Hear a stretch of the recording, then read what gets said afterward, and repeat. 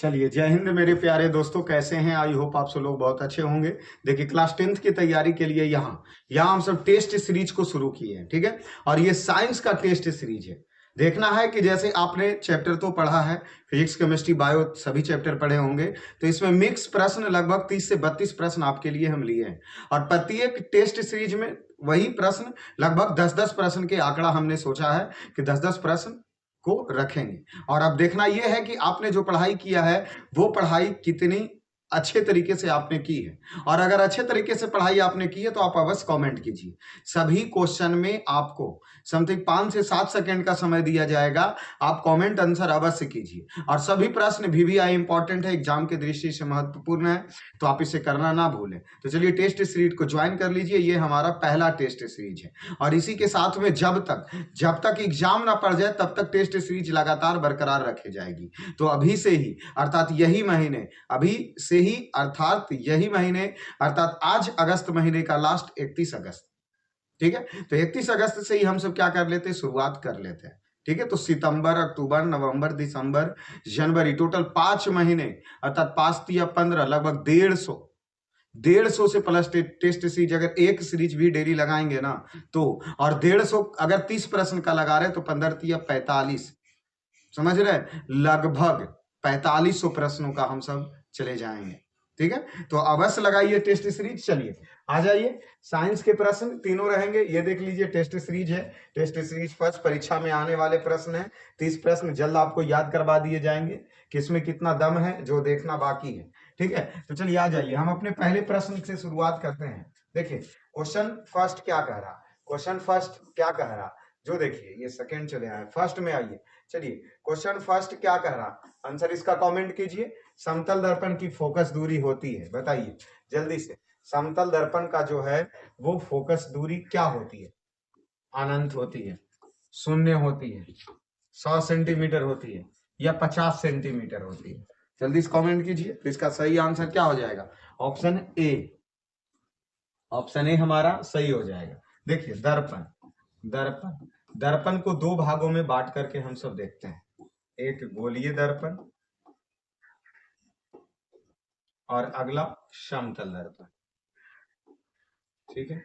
तो गोलीय दर्पण को दो भागों में बांटा जाता है, कि कहा जाता है जब एक खोखले भाग को बीच से काट दी जाती है तो ये दो भाग में, तो एक भाग हो गया उत्तल दर्पण और दूसरा हो गया अवतल दर्पण।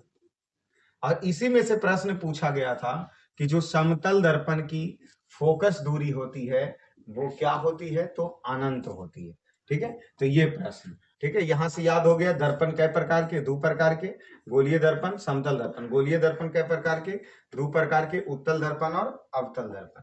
चलिए, एक क्वेश्चन किए होंगे आप सब। चलिए, सेकंड प्रश्न की ओर आ जाइए। दूसरी प्रश्न क्या कह रहा है? प्रश्न देखिए, गोलीय दर्पण के प्रवर्तक पृष्ठ की वृत्ताकार सीमा रेखा का व्यास क्या कहलाता है? हमें पक्का पता होगा, इसका आंसर आप नहीं दीजिएगा। वक्रता त्रिज्या, या प्रधान अक्ष, या गोलीय दर्पण का द्वार अक्ष, या मुख्य फोकस? जल्दी से इसका आंसर बताइए। शायद हमें ऐसा लग रहा है कि ये प्रश्न का आंसर आप नहीं दे सकते हैं। क्यों? क्योंकि आपने अभी तक ऑब्जेक्टिव का प्रयास नहीं किया होगा। अगर किए होंगे तो दीजिए कि गोलीय दर्पण के बोला जा रहा है, ये गोलीय दर्पण के प्रवर्तक पृष्ठ, दो बातों पर फोकस करना, एक गोलीय दर्पण, दूसरा प्रवर्तक पृष्ठ के वृत्ताकार सीमा रेखा, तीसरी पॉइंट वृत्ताकार सीमा रेखा, चौथा इसका व्यास को क्या कहते हैं? तो जैसे देखिए, इसको फिगर बनाना पड़ेगा, आप समझ लीजिए। जब हम समझा देंगे तो आंसर आप अवश्य दे दीजिएगा। जैसे ये हो गए, मानते हैं पहले तो गोलीय दर्पण हो गए, खोखले गोले का एक भाग होता है, ठीक है। तो प्रवर्तक पृष्ठ, जैसे इसके ये भाग हो गए प्रवर्तक पृष्ठ, तो इसको हम दो भागों में बांट देते हैं। जब जैसे ही दो भाग में बांटते हैं तो एक भाग ऐसे कटा हुआ नजर आएगा और दूसरा भाग ऐसे कटा हुआ नजर आएगा। एक भाग को जब बाहर से रंग दिए और एक भाग को भीतर से रंग दीजिए, ऐसे ही बनाते हैं। तो ये हो गया कौन दर्पण? गोलीय दर्पण। और अभी हमने आपको बताया कि गोलीय दर्पण के कै भाग हो गए? दो भाग हो गए। तो एक इधर ये हो गया और दूसरा ये हो गया। अब जिसकी प्रवर्तक सतह क्या रहती है? धसी रहती है, और जिसको हम सब अवतल दर्पण कहते हैं। अवतल, ये हो गया अवतल दर्पण। और जिसकी प्रवर्तक सतह उभरा रहता है उसे उत्तल दर्पण कहते हैं। अब प्रश्न पे लेकर के हम आपको चल रहे हैं कि प्रवर्तक पृष्ठ, तो इसका ये वाला भाग प्रवर्तक पृष्ठ है, ये वाला भाग प्रवर्तक पृष्ठ है। पृष्ठ की वृत्ताकार सीमा रेखा का व्यास, ये जो है वो व्यास है, ये जो है जो क्या व्यास है। तो व्यास क्या कहलाती है, यही व्यास क्या कहलाता है, अर्थात ए बिंदु से लेकर के बी बिंदु की बीच की दूरी, अर्थात ये वाला भाग, ये वाला भाग, यही व्यास ए से लेकर के बी तक की बीच की दूरी को क्या कहा जाता है, जो बताइए। तो इसी को हम सब क्या कहते हैं, लेंस का द्वारक कहते हैं। ठीक है, लेंस का वक्रता त्रिज्या, जैसे एक हम लेंस के स्पेशल फोकस करते हैं, ये हम बना लिए। ठीक है, ये इसको चलिए उत्तल बना लेते हैं, उभरा हुआ पारा। ठीक है, अब इसमें देखिए यहाँ ये क्या हो गया, ध्रुव हो गया। तो यहां से एम से लेकर के एम डैश, जो इसका ये जो व्यास मिला, इसी व्यास को क्या कहा जाता है, तो गोलीय दर्पण का द्वारक कहा जाता है। ठीक है, चीजों को अच्छे से समझना कि ये जो व्यास है इसी को क्या कहते हैं, गोलीय दर्पण का द्वारक कहते हैं। ठीक है, चलिए यही प्रश्न भी हमारा पूछा था। प्रश्न फिर से, प्रवर्तक पृष्ठ वृत्ताकार सीमा रेखा व्यास को क्या कहते हैं, तो उसका द्वारक कहा जाता है। ठीक है, चलिए दूसरा प्रश्न, आई होप आप सब लोग समझे होंगे। चलिए तीसरी प्रश्न की ओर आगे बढ़ते हैं। तीसरा प्रश्न क्या कह रहा, वर्ण विक्षेपण में किस वर्ण की प्रकाश का सबसे अधिक विचलन होता है, मतलब वर्ण विक्षेपण किसको कहते हैं, जब प्रिज्म से श्वेत प्रकाश को गुजारा जाता है तो वह 7 रंगों में विभक्त हो जाती है, उसी को हम सब क्या कहते हैं, वर्ण विक्षेपण की घटना कहते हैं। और उसमें 7 रंग का जो विक्षेपण होता है, तो वही चीज पूछ रहा कि वर्ण विक्षेपण में किस वर्ण के प्रकाश का सबसे अधिक विचलन, अर्थात सबसे ज्यादा झुकाव किस रंग का होता है, जल्दी से सोचिए।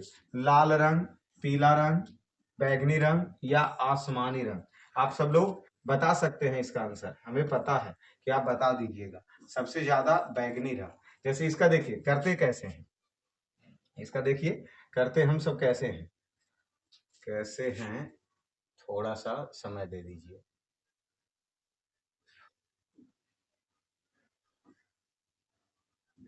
यही प्रश्न है ना, यही प्रश्न। अब आ जाइए इस प्रश्न पे, करंट पेज देखिए, ये प्रश्न है, इसी में हम सब क्या करते हैं, एक प्रिज्म बनाते हैं। ठीक है, और ये श्वेत प्रकाश जब इससे गुजारा जाता है तो ये 7 रंगों में 3 4 5 6 7, ये 7 रंगों में क्या हो जाती है, विभक्त हो जाती है। और इस पे जिस पे फिर से प्राप्त किया जाता है उसे वर्ण पट कहते हैं। और ये 7 रंग का नाम हम आपको लिख दें तो नीचे से लिखना है, इसका नीचे से लिखना है तो बैजानी पिनाला होता है, क्या होता है, बैजानी पिनाला। आप सब इसको पढ़े होंगे। तो ब से बैगनी, ज से जामुनी, नी से नीला, ह से हरा, पी से पीला, ना से नारंगी और ल से लाल।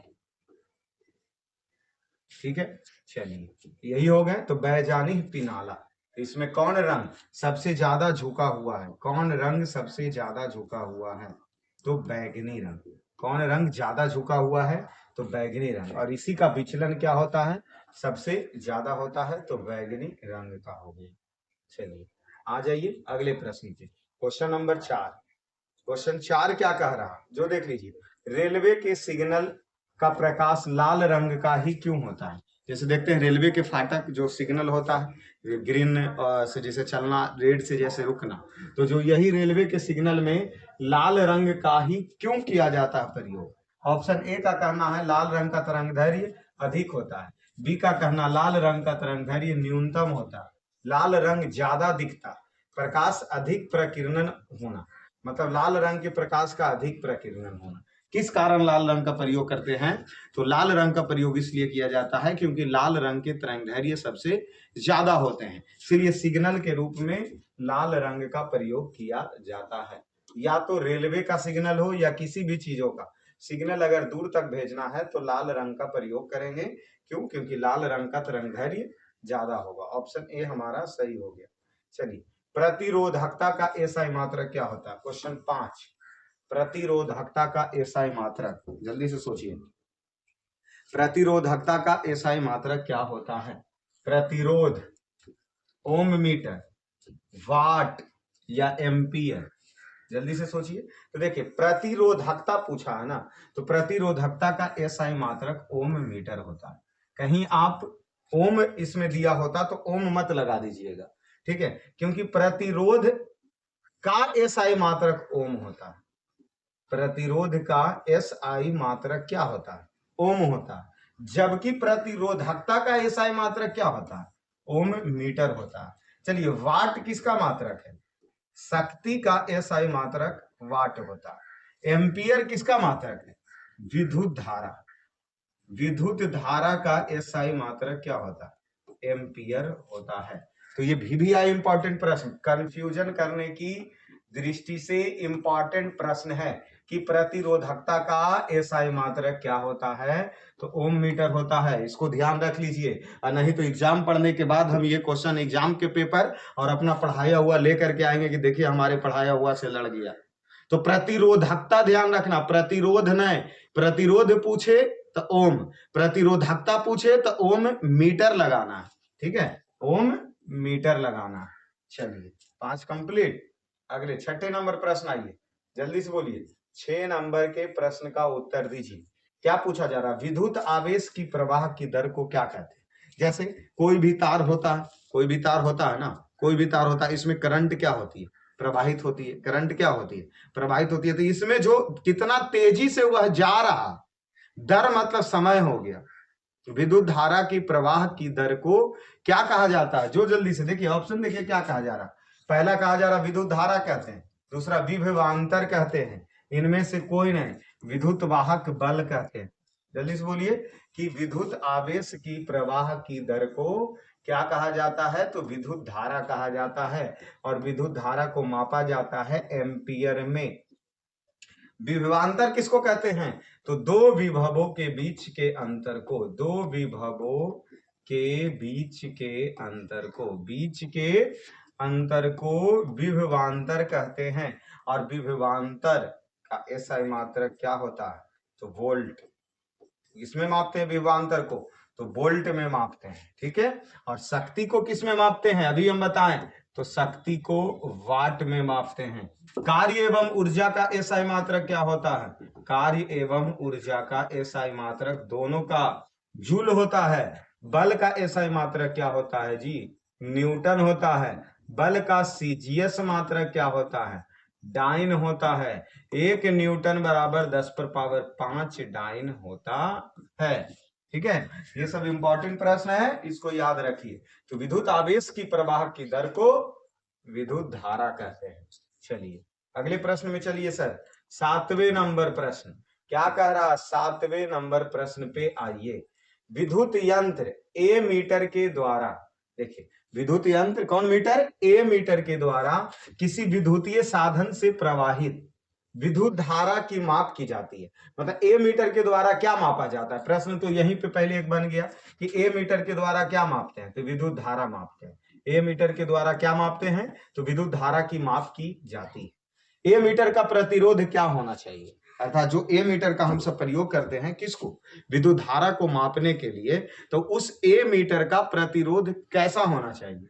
ऑप्शन ए कह रहा बहुत कम होना चाहिए प्रतिरोध, बी कह रहा कम होना चाहिए, सी कह रहा बहुत अधिक होना चाहिए, और डी कह रहा अधिक होना चाहिए। बोलिए कि उस ए मीटर का प्रतिरोध क्या होना चाहिए? तो अधिक होना चाहिए। और हम क्या भी बताएं आपको कि प्रतिरोध का एसआई मात्रक, जल्दी से सोचिए, प्रतिरोध का एसआई मात्रक क्या होता है? तो ओम होता है। और प्रतिरोध से ही कंफ्यूजन वाले हम याद करवाएं, प्रतिरोधकता का एसआई मात्रक क्या होता है?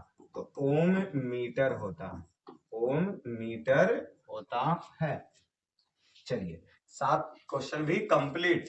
चलिए आगे बढ़िए, टेस्ट सीरीज को ज्वाइन कीजिए, अपने दोस्तों को भी ज्वाइन करने के लिए अवश्य बोलिए। चलिए प्रश्न 8वां क्या कह रहा? विद्युत चुंबकीय बनाने के लिए प्रायः किस पदार्थ के छड़ का उपयोग किया जाता है? जल्दी से सोचिए कि जो विद्युत चुंबक बनाया जाता है, क्या विद्युत चुंबक जो बनाया जाता है उसमें हम सब किस पदार्थ के छड़ का प्रयोग करते हैं? जल्दी से सोचिए कौन से छड़ रहेगा? इस्पात के छड़ लगाएंगे, पीतल के छड़ लगाएंगे, नरम लोहा का छड़ लगाएंगे, या इनमें से कोई का छड़ नहीं लगाएंगे? तो देखिए इस पे फोकस करना, विद्युत चुंबक बनाने के लिए किस पदार्थ का उपयोग किया जाता है? किस पदार्थ का? तो नरम लोहा का उपयोग करते हैं। विद्युत चुंबक में कौन सी लोहा? नरम लोहा का उपयोग करते हैं। चलिए एक प्रश्न हम अपने तरफ से बताइए, पीतल किसका मिश्रण है? पीतल किसका मिश्रण है? पीतल किससे बना होता है? तो इसका ट्रिक आप ध्यान रख लीजिए हमारे तरफ से, और ट्रिक हो गया पिताजी, पिताजी। तो पी से पीतल, त से तांबा, और ज से जस्ता, अर्थात जो पीतल है वह तांबा और जस्ता के मिश्रण से बनाया जाता है। तो पीतल में क्या हो जाएगा? तांबा और जस्ता। ठीक है बाबू। चलिए तो इसमें जो विद्युत चुंबकीय तरंग वो किससे, विद्युत चुंबकीय बनाने के लिए किस पदार्थ का प्रयोग? तो नरम लोहा। चलिए क्वेश्चन आगे चलिए, जल्दी केमिस्ट्री के क्वेश्चन भी आने वाले हैं। क्वेश्चन 9, जल्दी से क्वेश्चन 9, जल विद्युत संयंत्र किस ऊर्जा को, ये देखिए जल जो है बाबू, जल विद्युत मतलब कहने का मतलब जो नदी पर विद्युत परियोजना जो बनाया जाता है ना, बहुउद्देशीय परियोजना पंडित जवाहरलाल नेहरू के द्वारा बनाया मतलब कहा गया था, जिसका उद्देश्य बहुत सारा होता है। जैसे नदी घाटी परियोजना को बहुउद्देशीय परियोजना क्यों कहते हैं? ज्योग्राफी का प्रश्न। तो क्योंकि एक ही बांध से हमें बहुत सारे फायदा होते हैं। तो जल से जो विद्युत बनाया जाता है टरबाइन लगा करके, तो उसी को कहा जा रहा है जल विद्युत। कौन विद्युत? तो जल विद्युत। इसको समझिए कि जल विद्युत संयंत्र, जो जल से विद्युत बनाने वाले मशीन होते हैं, उसमें किस ऊर्जा को, मतलब वाट, किस ऊर्जा को विद्युत ऊर्जा में बदला जाता है? तो वहां ऊर्जा आता कहां? जैसे हम जानते हैं कि ऊर्जा का रूपांतरण होता है, नष्ट नहीं होता है। ठीक है, तो वहां से हम सब विद्युत ऊर्जा का प्राप्ति किए। तो किस ऊर्जा से विद्युत ऊर्जा की प्राप्ति किए? जल में कोई ऊर्जा था जिसकी हम प्राप्ति किए। तो ये चीज ये सोचने का रहा कि जो विद्युत जल संयंत्र है वह किस ऊर्जा को विद्युत ऊर्जा में बदलता है। ऑप्शन ए का कहना है तापीय ऊर्जा को, बी का कहना है नाभिकीय ऊर्जा को, सी को कहना है सौर्य ऊर्जा को, और डी को कहना है स्थितिज ऊर्जा को। तो जल्दी से सोचिए। तो देखिए पहले क्या किया जाता है, नदी पर बांध बनाया जाता है, अब बांध बना के पानी को रोका जाता है, और जब पानी ढेर ऊपर हो जाता है ना, तो ऊपर से पानी को तेजी से गिराया जाता है, और टरबाइन पर गिरता है जब पानी, तो टरबाइन घूमता है। तो जैसी पानी को बांध के बना दिए ना, तो उसमें एक प्रकार का ऊर्जा सिंचित हो गया, और जिसको बोलते हैं स्थितिज ऊर्जा। तो उसमें एक प्रकार की ऊर्जा हो गई स्थितिज ऊर्जा, और वही स्थितिज ऊर्जा विद्युत ऊर्जा में कन्वर्ट होता है। वही स्थितिज ऊर्जा विद्युत ऊर्जा में कन्वर्ट होता है। ठीक है, तो वहां जो जल विद्युत संयंत्र होते हैं उसमें स्थितिज ऊर्जा सिंचित होता है, और जब उसको विद्युत ऊर्जा में टरबाइन घुमा करके बदला जाता है। यहीं से चलिए, यहीं से एक चीज और हमें बताइए हमारे तरफ से, यांत्रिक ऊर्जा। यांत्रिक ऊर्जा को कई भागों में बांटेंगे? तो एक गतिज ऊर्जा में बांटेंगे, और दूसर का स्थितिज ऊर्जा में बांटेंगे। कोई भी वस्तु जब गति में है तो उसमें एक प्रकार का ऊर्जा रहेगा जिसको गतिज ऊर्जा कहेंगे। कोई भी वस्तु जब स्थिर में है तो उसमें एक प्रकार की ऊर्जा होगा, उसको स्थितिज ऊर्जा कहेंगे। स्थितिज ऊर्जा का सूत्र होता है mgh, और गतिज ऊर्जा का सूत्र होता है 1/2 mv²। गतिज ऊर्जा का सूत्र क्या होता है? 1/2 mv²। स्थितिज ऊर्जा का सूत्र mgh होता है। ठीक है, ये हमारे तरफ से आप ध्यान रखिए। चलिए आगे चलते हैं। 10वां प्रश्न क्या कहा जा रहा? क्वेश्चन नंबर 10 क्या कहा जा रहा? प्राकृतिक में पृथ्वी पर ऊर्जा का मुख्य स्रोत क्या है? मतलब कहने का मतलब जो हमारे पृथ्वी है, इस पृथ्वी पर प्राकृतिक रूप से हमारे बनाए हुए नहीं, लाइन जला के और मोमबत्ती जला के काम नहीं करना। प्रकृति के द्वारा पृथ्वी पर ऊर्जा का मुख्य स्रोत क्या है? कोयला। कोयला लगातार जल रहा है, हमें ऊर्जा मिल रहा है? नहीं जी, गलत बात है तो प्रकृति के पानी से ऊर्जा मिल रहा है लगातार, मुख्य वायु से नहीं, तो सूर्य के प्रकाश से हमें मिल रहा, सूर्य के प्रकाश से। और सूर्य में सबसे ज्यादा कौन गैस? तो हाइड्रोजन, और दूसरा हीलियम। ठीक है, तो एक हाइड्रोजन जब 4 हीलियम में बदलता है तभी वहां से अपार ऊर्जा मिलती है, अपार ऊर्जा मिलती है। और कौन क्रिया के द्वारा? नाभिकीय संलयन, संलयन, नाभिकीय संलयन के क्रिया के कारण सूर्य से अपार ऊर्जा प्राप्ति होती है पृथ्वी। तो ये प्रश्न कि किस ऊर्जा का मुख्य स्रोत है, तो सूर्य प्रकाश, सूर्य प्रकाश का। चलिए क्वेश्चन 11 में चलते हैं। 11 नंबर प्रश्न केमिस्ट्री का क्या पूछा है, जो देख लीजिए, निम्न में कौन ऑक्सीकरण की क्रिया नहीं है, मतलब किसमें जो ऑक्सीकरण की क्रिया नहीं होती है, अर्थात उसके लिए ऑक्सीजन की आवश्यकता नहीं है। मतलब इनमें कौन क्रिया है जो बिना ऑक्सीजन की उपस्थिति में भी कर सकता है, उसी को ऑक्सीकरण अभिक्रिया कहेंगे। और जो नए है ऑक्सीजन जिसके लिए चाहिए, उसको ऑक्सीकरण अभिक्रिया नहीं कहेंगे। तो बताइए, दहन, कोई भी चीजों का जलना, जैसे मोमबत्ती जलना, ललटेन जलना या याग पकड़ना, तो इसके लिए ऑक्सीजन बहुत जरूरी होता है, ठीक है। और ऑक्सीजन रहेगा तभी जलेगा, और नहीं रहेगा तो वो नहीं जलेगा। जैसे इसका प्रयोग कर सकते हैं कि रख करके कपूर को जलाएंगे, और कपूर जलाने के बाद जब उसको खुला में है तो वो जलता रहेगा, लेकिन एक कांच के ग्लास से उसको ढक देंगे तो ऑटोमेटिक है कपूर जलना बंद हो जाएगा। क्यों? क्योंकि उसको ऑक्सीजन मिलना बंद हो जाएगा, तो वो जलना भी बंद हो जाएगा। तो दहन के लिए भी ऑक्सीजन चाहिए, इसीलिए ये ऑक्सीकरण क्रिया है, लेकिन हमसे पूछा है कौन नहीं है। श्वसन, बताइए, श्वसन हम सब लेंगे तो बिना ऑक्सीजन का श्वसन लेंगे, श्वसन भी ऑक्सीकरण अभिक्रिया। भोजन का पचना, ये इसमें भी चाहिए, लेकिन अवक्षेपण जो अभिक्रिया है यह ऑक्सीकरण अभिक्रिया नहीं। तो आंसर यहां हो जाएगा 11 का डी। चलिए 12 नंबर प्रश्न में चलिए, 12 चलिए क्या पूछ रहा है जल्दी से बताइए। समीकरण, यहाँ H2 और O मतलब हाइड्रोजन और ऑक्सीजन मिलके क्या बनाता है? जल बनाता है। हाइड्रोजन और ऑक्सीजन मिलके क्या बनाता है? जल बनाता है। यह एक कौन अभिक्रिया? तो देखिए ना, हाइड्रोजन ऑक्सीजन से जुड़ गया, हाइड्रोजन ऑक्सीजन से क्या हो गया? जुड़ गया। तो संयोजन अभिक्रिया, वियोजन अभिक्रिया, अवक्षय अभिक्रिया या उदासीनीकरण, तो जुड़ गया ना, संयोजित हो गया, हाइड्रोजन ऑक्सीजन से जुड़ गया, इसीलिए यह कौन अभिक्रिया? संयोजन अभिक्रिया कहलाएंगे, क्योंकि यहाँ हाइड्रोजन ऑक्सीजन से क्या हो रहा? जुड़ रहा है, ठीक है। तो ये संयोजन अभिक्रिया। चलिए अगले प्रश्न पे चलिए। अगले प्रश्न देखिए कितने नंबर? 13 नंबर। चींटी के डंक में कौन सा अम्ल पाया जाता है? चींटी के डंक में, जो देखते हैं चींटी जब काटता है ना, तो देखते हैं लहरा देता है, तो उसमें एक अम्ल पाया जाता है। कौन अम्ल हो जाएगा? इथेनोइक अम्ल, सिट्रिक अम्ल, ऑक्जेलिक अम्ल या मेथेनोइक अम्ल।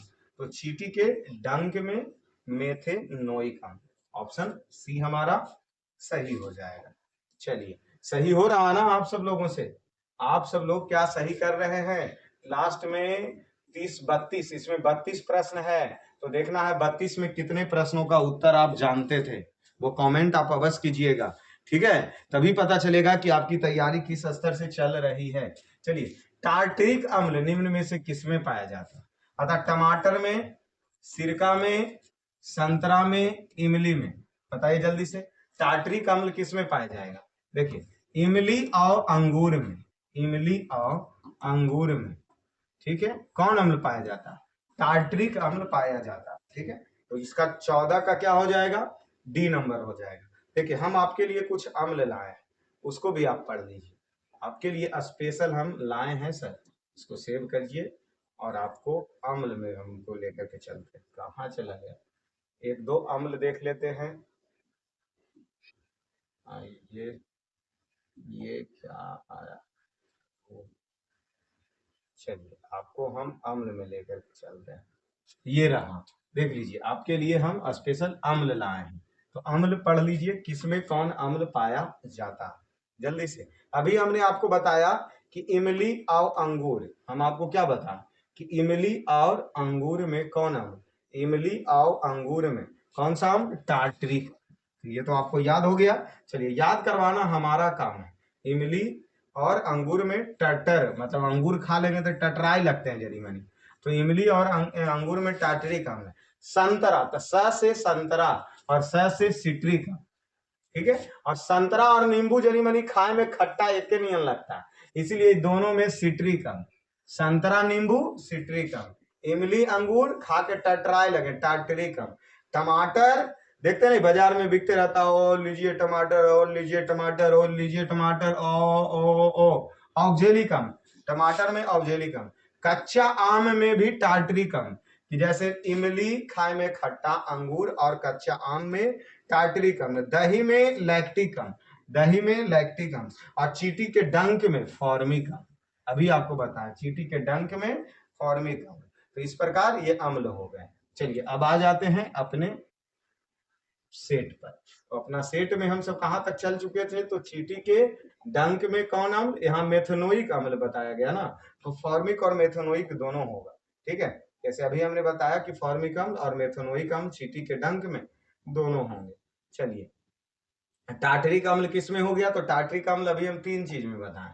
किस में बताएं, आपको याद है, इमली प्लस अंगूर प्लस कच्चे आम।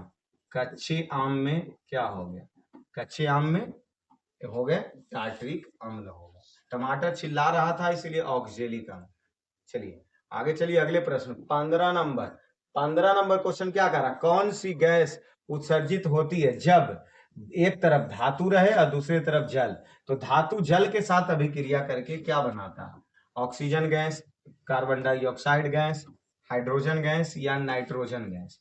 तो जैसे देखिए हम सोडियम धातु ले लिए, सोडियम को जल से अभिक्रिया करवाएं तो सोडियम हाइड्रा ऑक्साइड बना और साथ में हाइड्रोजन गैस मुक्त हुआ।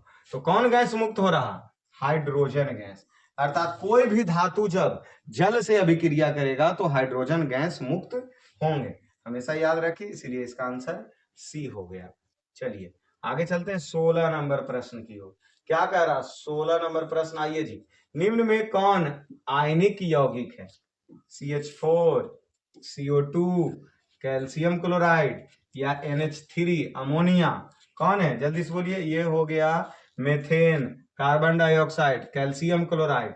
आयनिक यौगिक है, आयनों का आदान प्रदान, तो क्लोरीन जेजा रहेगा वहां पर आयन नहीं होगा, ऐसा हो सकता है, तो कैल्शियम क्लोराइड ये है जो आयनिक यौगिक। ऑप्शन सी हमारा सही है। चलिए आगे चलते हैं 17 नंबर प्रश्न, निम्न में कौन कार्बन के अपरूप हैं। तो देखिए ग्रेफाइड तो कार्बन का अपरूप है, ये भी जानते हैं। हीरा भी कार्बन का अपरूप है। फुलेरीन एक दिया है और अगला दिया इनमें से सभी। क्या अगर हम ग्रेफाइड जानते हैं कार्बन का अपरूप है तो ग्रेफाइड मारेंगे, पहली चीज। दूसरी हीरा भी जानते हैं तो हीरा भी मारेंगे, लेकिन दोनों हम जानते हैं तो कोई ऐसा ऑप्शन दिया है जो दोनों है। तो एक आप नया जान लीजिए कि फ्लोरीन भी कार्बन का ही अपरूप है और इसीलिए आंसर इसका इनमें से सभी। थोड़ा सा कॉमन सेंस लगा लेना है एग्जाम में, तभी ऑब्जेक्टिव जाकर के सही होगा। तो फ्लोरीन भी यहाँ क्या हो गया, कार्बन का अपरूप। तो कार्बन के कौन कौन अपरूप, हीरा अपरूप, ग्रेफाइड अपरूप, ठीक है, और फुलेरिन भी है जो कार्बन का ही अपरूप है। ठीक है, चलिए 17 कंप्लीट। 18 में चलते हैं। बताइए तो कार्बन की परमाणु संख्या, सबसे आसान प्रश्न, कार्बन की परमाणु संख्या कितनी होती है, और हमारे तरफ से बता दीजिएगा कार्बन की संयोजकता कितना होता है। कार्बन की संयोजकता कितना होता है, जल्दी से दोनों सोचिए। तो कार्बन का परमाणु संख्या 6 हो गया और कार्बन की संयोजकता 4 हो गया, जो कि उदासीन है, मतलब ना तो ये इलेक्ट्रॉन लेंगे और ना ही इलेक्ट्रॉन देंगे। चलिए 8 में क्या है, जल्दी से बता दीजिए। तो 8 में ऑक्सीजन, 11 में क्या है, सोडियम, 9 में क्या है, जल्दी से सोचिए। 9 में क्या है, फ्लोरीन। 9 में क्या है, फ्लोरीन। परमाणु संख्या 1 से लेकर के कम से कम 30 तक तो आपको अवश्य याद होना चाहिए, क्लास 10th की तैयारी को बेस्ट बनाने के लिए। ठीक है, चलिए 18 चलते हैं। 19 नंबर प्रश्न आइए। 19 नंबर प्रेडिक्ट टेबल से, आवर्त सारणी में दाईं ओर रखे हुए तत्व, मतलब जो इस हिसाब से आवर्त सारणी बनाई गई है ऐसे करके और यहाँ ऐसे, तो इस तरफ जो दाईं ओर रखे तत्व हैं वो क्या है, संक्रमण तत्व, अधातु, धातु, उपधातु। तो जो दाएं तरफ रखी तत्व है आवर्त सारणी में उसे अधातु कहते हैं, उसे क्या कहते हैं, अधातु कहते हैं। ऑप्शन बी सही हो जाएगा। 20 नंबर प्रश्न, चलिए आधुनिक आवर्त सारणी में तत्वों का वर्गीकरण का आधार क्या है? देखिए, आधुनिक आवर्त सारणी के सबसे पहले जन्मदाता मोसले, और ये बना कब है? 1913 ईस्वी में। और इसको किस आधार पर बनाया गया? परमाणु संख्या के आधार पर, परमाणु द्रव्यमान के आधार पर, परमाणु आयतन के आधार पर, या इनमें से कोई नहीं? तो जो आधुनिक आवर्त सारणी है बाबू, उसको बनाया गया परमाणु संख्या के आधार पर। ठीक है, आवर्त सारणी के बारे में सुन लीजिए। सबसे पहले त्रिक नियम पर आधारित था, त्रिक नियम पर। और ये त्रिक नियम दिया कौन था? डोबे राइनर, डोबे राइनर का त्रिक नियम। फिर अगला अष्टक नियम पर हुआ, तो ये अष्टक नियम न्यूलैंड्स दिए, न्यूलैंड्स के द्वारा अष्टक नियम दिया गया। फिर मेंडलीव की आवर्त सारणी आई, मेंडलीव की आवर्त सारणी आई। और ये मेंडलीव की आवर्त सारणी जो था, यह परमाणु द्रव्यमान के आधार पर था, परमाणु द्रव्यमान के आधार पर था। और फिर जो अभी आधुनिक आवर्त सारणी है, आधुनिक आवर्त सारणी है, ये मोसले के द्वारा बनाया गया है। इसके द्वारा? मोसले के द्वारा 1913। और इस बनाया कैसे गया है? तो परमाणु संख्या के आधार पर, परमाणु संख्या के आधार पर। तो इसे आप अवश्य ध्यान रखिए कि जो आधुनिक आवर्त सारणी है वो परमाणु संख्या के आधार पर। चलिए आगे चलते हैं, अगले प्रश्न जल्दी से बताइए, जल्दी से। 21 नंबर, किस पौधे में, मतलब किस पौधे में रंध्र अणु उपस्थित होते हैं, मतलब रंध्र नहीं पाया जाता है? कौन से पौधे में? ऑप्शन ए का कहना आम में, हाइड्रिला में, नागफनी में, या कनेर में। तो किसमें है जो रंध्र नहीं पाया जाएगा, रंध्र अणु उपस्थित रहेंगे? हाइड्रिला में। किसमें? हाइड्रिला, ऑप्शन बी सही आंसर। चलिए फटाक से 22 प्रश्न, 22वें नंबर प्रश्न बताइए, जल्दी से बताइए। मानव गुर्दे का आकार होता है, जो मानव का गुर्दा है, किडनी है, उसका आकार कैसा होता है? जो पूछा जा रहा प्रश्न। ऑप्शन ए का रहा गोलाकार होता है, आयताकार होता है, सीम के बीच के आकार का होता है, या इनमें से कोई नहीं होता? तो जो मानव गुर्दे का आकार है वो सेम के बीच के आकार का होता है, ऑप्शन सी हमारा सही हो जाएगा। चलिए अगले प्रश्न पे चलें। अगला प्रश्न आ जाते हैं 23 नंबर प्रश्न। क्या पूछा? मानव शरीर की सबसे लंबी कोशिका को क्या कहते हैं? जल्दी से बताइए तो। अस्थि कोशिका, पेशीय कोशिका, या न्यूरॉन, या मास्टर सेल कहा जाता? तो देखिए मानव की सबसे लंबी कोशिका तो न्यूरॉन है, सबसे लंबी कोशिका न्यूरॉन, ऑप्शन सी याद रखिए। चलिए 23 के बाद 24 में चले। 24 क्या कहा जा रहा? 24 का रहा शरीर का संतुलन बनाए रखता है, अर्थात ये मस्तिष्क के कौन से भाग हैं जो शरीर को संतुलित बनाए रखता है? सेरिबेलम, क्रेनियम, मस्तिष्क अस्टेम, या सेरिब्रम। तो कौन है जो शरीर के संतुलन को, मतलब जैसे देख रहे हैं, जैसे चल रहे हैं तो एक सीधा ढंग से चल रहे हैं, तो पूरे शरीर को नियंत्रित करके रखा मस्तिष्क का एक भाग, ठीक है, उसी को कहते हैं सेरिबेलम कहते हैं। ठीक है, तो 24 का क्या हो जाएगा? 24 का ए हो जाएगा सेरिबेलम। ठीक है, चलिए 25 में चले सर, आ जाइए 25 में चलिए। किशोरावस्था, मतलब जब उम्र 14 प्लस कर रहा है तो किशोरावस्था।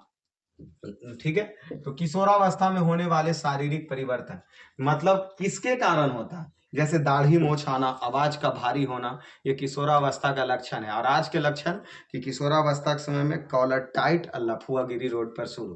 तो समझ लेना, जेकर कॉलर टाइट और सीना चौड़ा करके एकदम धुन के चल रहा, मतलब किशोरावस्था से एकदम, और उसके अंदर शरीर में हार्मोन एक्टिव हो चुका है। तो कौन हार्मोन एक्टिव होता है किशोरावस्था में? जिसके कारण शरीर में बदलाव होता है, मोछ, दाढ़ी, आवाज भारी, ये सब आना कौन से? तो ऑप्शन ए का कहना टेस्टोस्टेरोन, एस्ट्रोजन, या थायरॉक्सिन, या ए और बी दोनों। तो सही आंसर कि किशोरावस्था में टेस्टोस्टेरोन और एस्ट्रोजन हार्मोन दोनों एक्टिव होते हैं। ठीक है, इसी के कारण शरीर में विभिन्न प्रकार के परिवर्तन आता है देखने के लिए। चलिए 25 हो गए, 26 में चलिए। निषेचन, निषेचन की क्रिया किस जीव में होती है? अर्थात सेक्स की जो क्रियाएं होती है वो कौन से जीव में होती है? ईस्ट में, अमीबा में, पुष्पीय पादप, या जंतु में, या इनमें से कोई नहीं? तो ये पुष्पीय पादप और जंतु सही हो जाएगा, ऑप्शन बी सही है। चलिए 27 नंबर प्रश्न देखिए, 27 नंबर जनकों में उनकी संतान को पीढ़ी दर पीढ़ी युग्मक के माध्यम से पैतृक गुणों को संचरण कौन करता है? अर्थात बाबूजी के लक्षण बेटा में, अब बेटा के लक्षण फिर से उसके पोता में, मतलब एक पीढ़ी से दूसरी पीढ़ी में जो उसके लक्षण को रूपांतरित करने वाले को क्या कहते हैं? तो विभिन्नताएं कहते हैं, अनुवांशिक पूर्ण योग कहते हैं, अनुवांशिकता कहते हैं, या जीन प्रारूप कहते हैं। तो देखिए पीढ़ी दर पीढ़ी अगर पैतृक लक्षण जा रहा है उसको अनुवांशिकता कहेंगे। तो ऑप्शन बी हमारा सही हो जाएगा। चलिए ये 28 नंबर प्रश्न चलते हैं। ये 28 प्रश्न आइए, क्या करा? अनुवांशिकता के पिता किसे कहा जाता है? अर्थात जब पैतृक लक्षण पीढ़ी दर पीढ़ी जाता है तो उसको कोई तो प्रतिपादन किया होगा ना, तो उसका जनक किसे कहा जाता है? Charles Robert Darwin, Harold Urey, Gregor John Mendel या सिडने फॉक्स को? तो अनुवांशिक का जनक जॉर्ज ग्रेगर मेंडल को कहा जाता है, ग्रेगर जॉन मेंडल को कहा जाता है। चलिए 29 प्रश्न, चलिए 29वां क्या कह रहा? BS4 का संबंध किससे है? मृदा प्रदूषण से, ध्वनि प्रदूषण से, वायु प्रदूषण से या जल प्रदूषण से? तो जो BS4 है इसका संबंध वायु प्रदूषण से, ठीक है, वायु प्रदूषण से। ऑप्शन सी हमारा सही आंसर हो जाएगा। चलिए अगले प्रश्न, चलिए ओजोन परत पाया जाता है किस में? वायुमंडल के निचले परत में, वायुमंडल के ऊपरी परत में, वायुमंडल के मध्य सतह में, या इनमें से कोई नहीं? तो जल्दी से सोचिए। तो ओजोन परत जो पाया जाता है ऊपर ही, CFC क्लोरोफ्लोरोकार्बन, ओजोन क्षरण होता है उसके कारण। तो ओजोन परत किसमें पाई जाती है? जो बताइए कहाँ पे ओजोन परत कहाँ पाया जाता है? तो वायुमंडल के ऊपरी परत में होता है ओजोन परत, जो पराबैंगनी किरणें से हमें क्या देती है? रक्षा प्रदान करती है। ऑप्शन बी हमारा सही आंसर हो जाएगा। चिपको आंदोलन समझ रहे हैं ना, ज्योग्राफी में भी पढ़ना है और साइंस में भी पढ़ना है। चिपको आंदोलन किससे संबंधित था? वन से, जल से, मिट्टी से या वृक्षारोपण? तो यह किससे संबंधित था? वन संरक्षण से संबंधित था। पेड़ के कटाव को रोकने के लिए पेड़ में चिपक जाना, चिपको आंदोलन, वन संरक्षण। और लास्ट प्रश्न आते हैं 32, क्या दिया? चिपको आंदोलन की शुरुआत कब हुई थी? 1970, 80, 75 या 85? तो चिपको आंदोलन की शुरुआत 1970 ईस्वी में हुआ था। तो ये हमारा फर्स्ट टेस्ट क्या हुआ? कंप्लीट हुआ।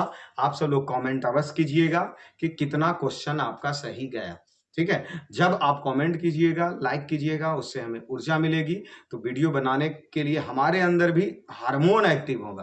अरे भाई कोई तो है जो लगे हुए हैं, हमारे मेहनत के पीछे उनका रिजल्ट छुपा हुआ है, तो मेहनत हम लगातार ताबड़तोड़ उनके लिए करेंगे। तो चलिए अवश्य कीजिए। तो और साथ में अगर आप बीबीडी मैथ का भी सॉल्यूशन चल रहा, जिसमें 2 चैप्टर वास्तविक संख्या और बहुपद को निपटा चुके हैं।